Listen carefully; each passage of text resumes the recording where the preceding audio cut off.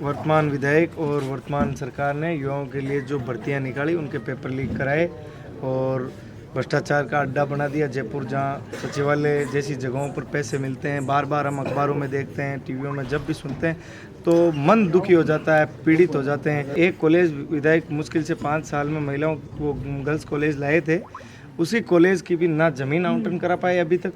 तो फिर अब 25 तारीख का आपका बैलेंस किस प्रकार आपका बैलेंस उपयोग करेगा? तो फुल रेवेला 25 तारीख का यार, एक नंबर तेज रेवेला।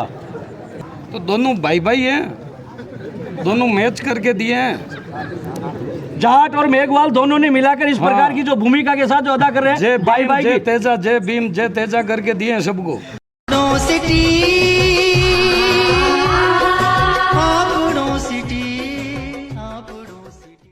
आपनो सिटी न्यूज चैनल का कारवा इस वक्त नागौर जिले की डेगना विधानसभा में पहुंचा है और डेगना विधानसभा में ही डेगना गांव में पहुंचा है और डेगना गांव की जनता आज हमारे बीच में। हम उनसे जानने चाहेंगे कि आपकी विधानसभा में किस प्रकार के विकास कार्य हुए हैं, किस प्रकार आपके विधायक ने जो विकास कार्य किए उनको आप कितने नंबर देते हैं और आपके सरकारी कार्यालयों में किस प्रकार के अधिकारी हैं, आपका किस प्रकार का गाँव का जो विकास हो रहा है। इस आप मतदान करेंगे तो क्या देख कर देंगे? मैं प्रत्येक जनता के या युवाओं से लेकर बुजुर्ग व्यक्ति हमारे बीच में, मैं इनसे सबसे जानना चाहूँगा कि आप जो अपना मतदान करेंगे क्या व्यक्ति को देख के करेंगे, पार्टी को देख के करेंगे या विकास के नाम पर वोट देंगे? क्या साहब, क्या नाम है आपका? दीनानाथ जी, आपके यहाँ चुनाव किस चीज के हो रहे हैं? एमएलए के चुनाव हो रहे हैं। तो इस समय आप जो वोट देंगे किसको वोट देंगे, किस रूप को वोट देंगे? क्या विधायक को वोट देने जा रहे हैं? तो आपका विधायक कैसा होना चाहिए और आपके विधायक ने क्या विकास कार्य किए हैं या किसी पार्टी को देकर अपना मत देंगे? मैं तो देखो पहली बात वो गांव का सरपंच रियोड़ा विष्णु ढाला हूँ, आनंद दे कर दिया करा। पर लार पार्टी है तो पार्टी ज्वाइन करी, लेकिन मैं तो जीवन तैयार हूँ, ठीक है ना। किसी पार्टी करे ना ज्वाइन, मैं तो भी पार्टी में जीवन तैयार। इन्होंने कहा है कि यहाँ का एक लोकल जो प्रत्याशी जो है अपने गांव का ही जो है इस समय विधानसभा में अपने भाग्य आजमा रहे हैं। ये एक राजनीतिक में हमेशा लंबे समय से रहे, मगर हम चाहिए कहीं भी जाएं, किसी पार्टी में जाएं, हम व्यक्ति को देखकर वोट देंगे। पर अब हम और भी हमसे जानना चाहेंगे, और भी हमारे साथ है। क्या नाम है?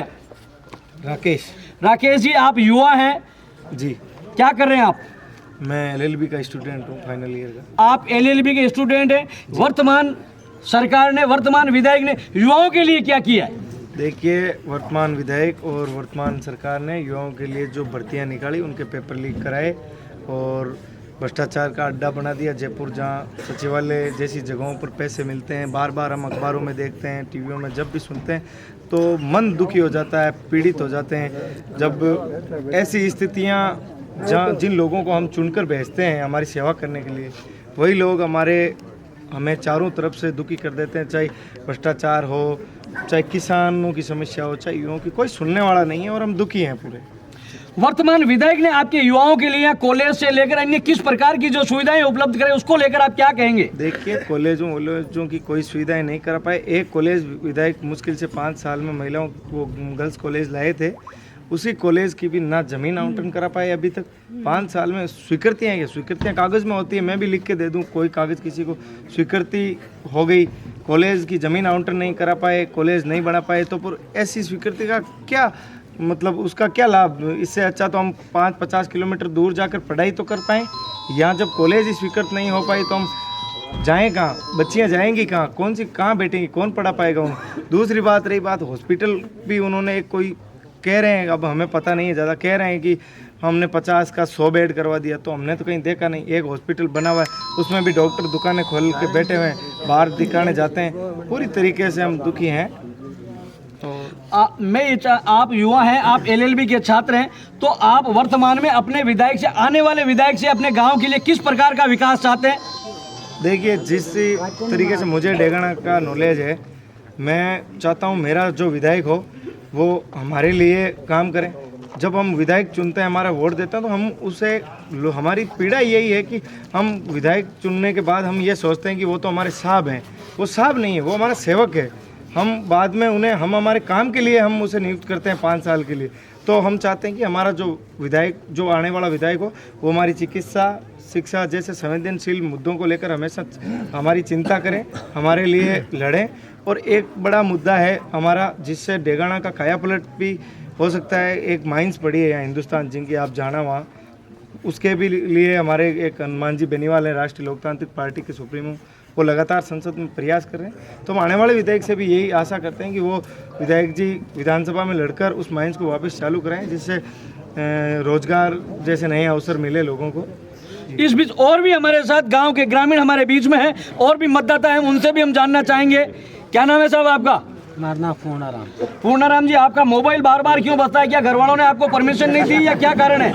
बैलेंस गलाइड है। अच्छा, बैलेंस गला है इसलिए आपका बोल रहा है। तो दूसरों की मोबाइल में क्या बैलेंस नहीं है? बात तो करनी मांगे पर घरों आएगा जी। तो फिर अब 25 तारीख का आपका बैलेंस किस प्रकार आपका बैलेंस उपयोग करेगा? बैलेंस तो फुल रेवेला 25 तारीख का। ये एक नंबर तेज रेवेला, ये लिस्ट मन 100 दिन जीता वाला। इस समय जो आप वोट देंगे, हाँ। क्या वर्तमान में पार्टी को वोट देंगे, व्यक्ति को वोट देंगे या विकास को वोट देंगे? आप किसको? मैं पार्टी ने छोड़ दी, लिस्ट मन मोबाइल ने वोट दिए वहाँ पे। इन्होंने कहा है कि मैंने व्यक्ति को वोट देंगे, पार्टी वार्टी कुछ नहीं है, पार्टियां आती रहती है, चलती रहती है, पर हमारा जो वोट है वो व्यक्ति को जाएगा। इस बीच हमारे बीच में एक युवा नेता और हमारे यहाँ आए हुए अशोक जी, ये दिन में भी चमकते हैं, रात में भी चमकते हैं, और युवाओं की बात हमेशा दम से उठाते हैं। आज चौपाल में हमारे बीच में, तो वर्तमान में आज गांव की जनता और हमारी टीम आपके बीच में, तो युवाओं को लेकर वर्तमान में जो आपके विधायक हैं, आपका जो डेगाना जो विधानसभा है एक राजघराना रहा है, टॉप यहाँ से मंत्री से लेकर अपने आप में हमेशा चर्चित रहा है। तो इस बीच युवाओं के लिए इन राजघरानों ने क्या करवाया अब तक? युवाओं को इन दोनों राजघरानों ने हमेशा दबाने का, कुचलने का, धमकाने का प्रयास किया है। आप किसी भी गांव में चले जाओ, किसी भी चौपाल पर बैठो, यदि युवा से आप बात करोगे तो निश्चित रूप से इन दोनों परिवारों से और इन दोनों पार्टियों से हमारे डेगाने का युवा असंतुष्ट ही नज़र आएगा आपको, क्योंकि युवाओं को लेकर ना इन्होंने कभी किसी भी तरीके का कोई काम किया है। कोई खेल स्टेडियम बनाने की बात आ गई हो तो हमेशा इनके मुँह से ना सुनने को मिलता है। कॉलेज की आप बात करो तो हमेशा इनके मुँह से ना सुनने को मिलता है। और जैसे अभी पूर्व वक्ताओं ने, भाई राकेश ने भी बताया, रेवंत की जो हमारी पहाड़ी है टंगस्टन में भारत की एकमात्र खान है, इसकी आवाज़ आज तक डेगाना के स्थानीय विधायक ने उठाने का कभी जिक्र, प्रयास तक नहीं किया। एकमात्र सांसद हनुमान जी बेनीवाल है जो विधानसभा में विधायक रहते हुए भी क्यों सर से डेगाना की इस रेवंत की टंगस्टन खान का मुद्दा उठाते थे, और नागौर से सांसद बनने के बाद भी हनुमान जी बेनीवाल साहब ने लोकसभा में भी इस मुद्दे को पुरजोर तरीके से उठाया और स्थानीय लोगों को रोजगार दिलवाने के लिए अपनी पूरी कोशिश की।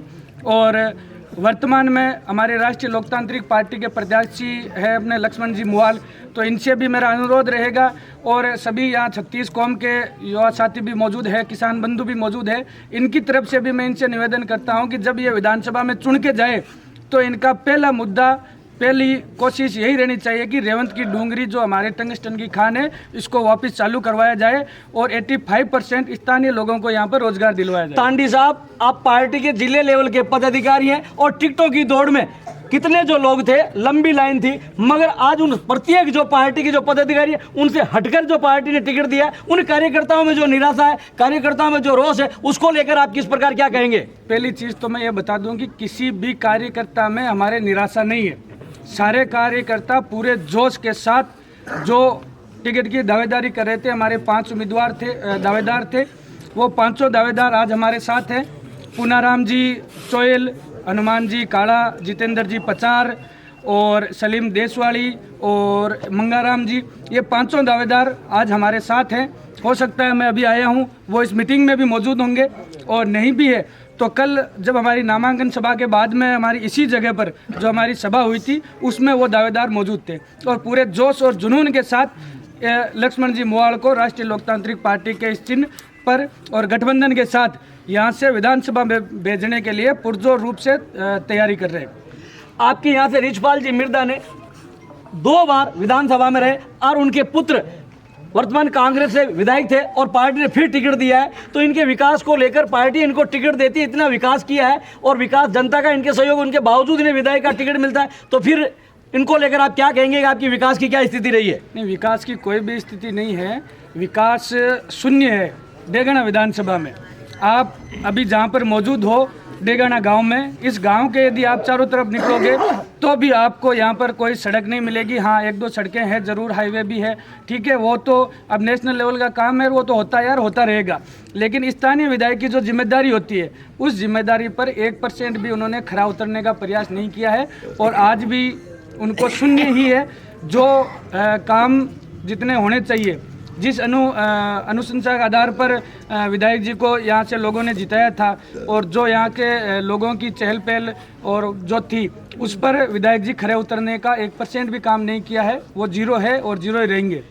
अशोक जी, आप बिल्कुल युवा हैं, तेज तरार हैं और अच्छे राजनीतिक में बढ़ते कदम, और आपके हौसले की दाद देनी चाहिए। पर मैं ये जानना चाहूँगा, जिस प्रकार राष्ट्रीय पार्टी है अपने कुछ सिद्धांतों को लेकर अपने आप में टिकट दिया करती थी, मगर कल जो कांग्रेस में उसको आज भाजपा टिकट दे रही है, भाजपा है उसको आरएलपी दे रही है, आरएलपी, ये तीनों की एक डर है। किसी पार्टी के जो संविधान की एक नियम नहीं है, तो बिना संविधान के तहत, बिना अपने विचारों के तहत हर व्यक्ति कल इधर आता है, उधर वो साफ हो जाता है, इधर जाता है तो क्लीन साबुन से होकर वो क्लियर हो जाए, उसके सारे, उसको लेकर आप क्या कहेंगे?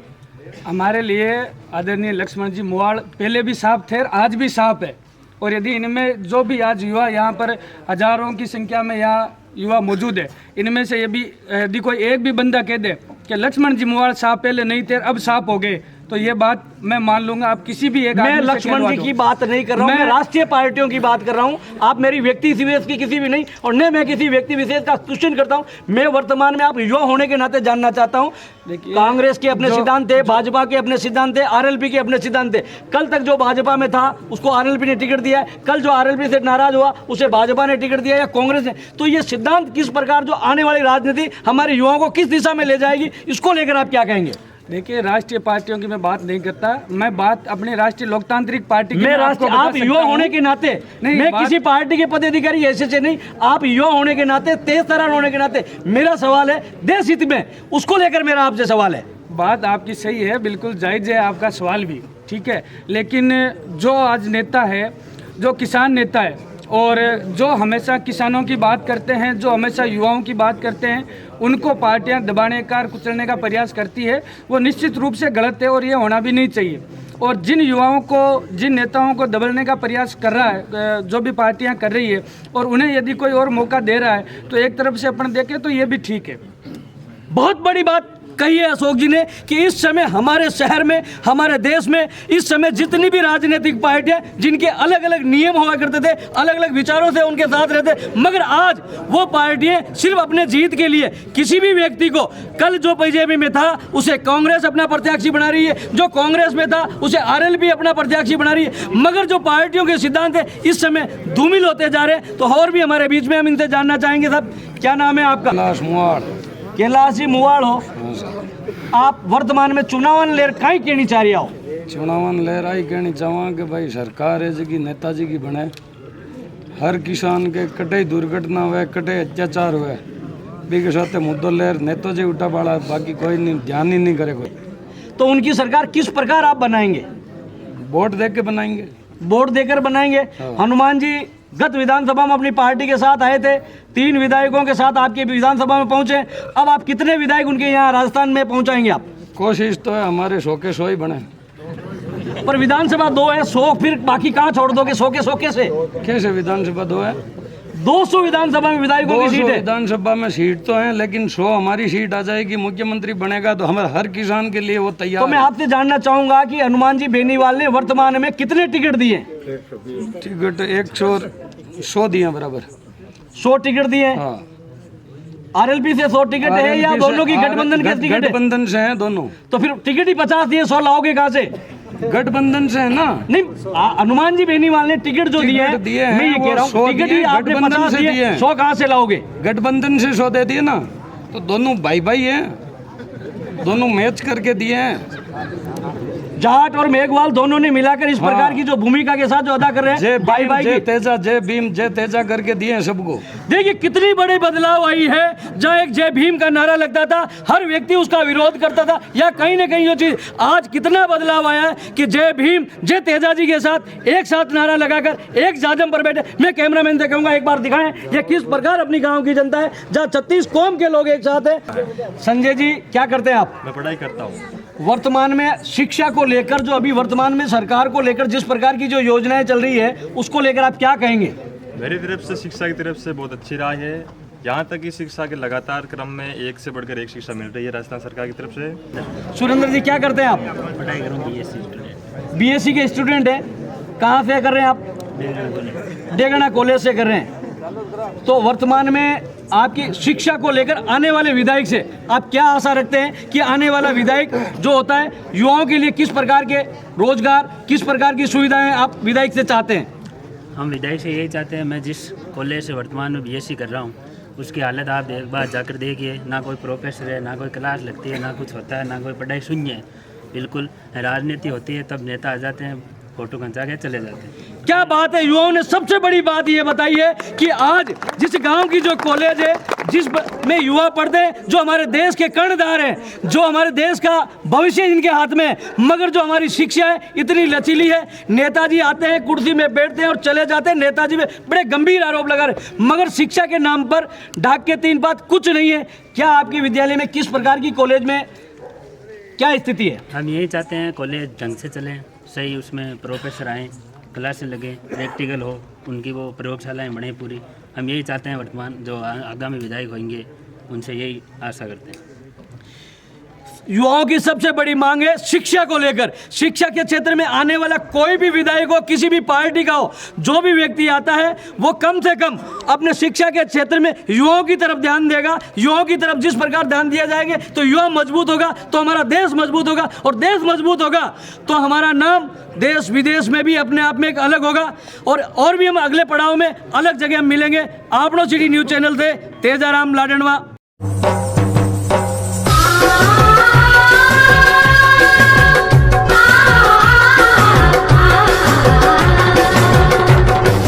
आपनो सिटी